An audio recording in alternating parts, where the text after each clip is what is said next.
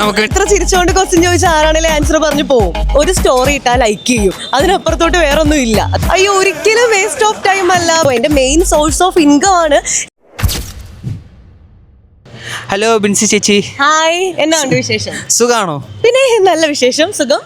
അപ്പോൾ ചേച്ചി ഞാൻ കുറച്ച് ക്വസ്റ്റ്യൻസ് ചോദിക്കുകയാണ്, അപ്പോൾ അതിന് ആൻസർ പറയാം. പിന്നെ ഇത്ര ചിരിച്ചുകൊണ്ട് ക്വസ്റ്റ്യൻ ചോദിച്ചാൽ ആരാണെങ്കിലും ആൻസർ പറഞ്ഞു പോകും. അപ്പോൾ ചേച്ചി ഇൻസ്റ്റയാണോ ഫേസ്ബുക്ക് ആണോ കൂടുതൽ ഉപയോഗിക്കാറ്?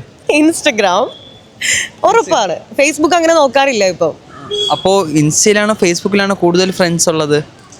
ഇൻസ്റ്റഗ്രാമിൽ ഇപ്പോൾ ഒരു 99.3K ആയിട്ടുണ്ട്.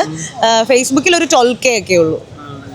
അപ്പോൾ ചേച്ചിക്ക് ഇൻസ്റ്റയിലെ ഫ്രണ്ട്സ് ആണോ അതോ റിയൽ ലൈഫിലെ ഫ്രണ്ട്സ് ആണോ കൂടുതലും ഇൻട്രാക്ട് ചെയ്യാനുള്ളത്, കൂടുതൽ ഫ്രണ്ട്സ് ഉള്ളത്? അത് ഏതിലാണ്? റിയൽ ലൈഫിൽ തന്നെയാണ്. കാരണം ഇൻസ്റ്റയിൽ എല്ലാവരുടെയും ഒരു കൈൻഡ് ഓഫ് മെസ്സേജ് അല്ലെങ്കിൽ ഒരു കമ്മ്യൂണിക്കേഷൻ എന്ന് പറഞ്ഞാൽ അതേസമയം റിയൽ ലൈഫിലാകുമ്പോൾ ഒരുപാട് നേരം സംസാരിക്കാം, കാണും. സോ കുറച്ചുകൂടി ട്രൂ ആണ്, ഡീപ്പാണ് ഫ്രണ്ട്ഷിപ്പ്.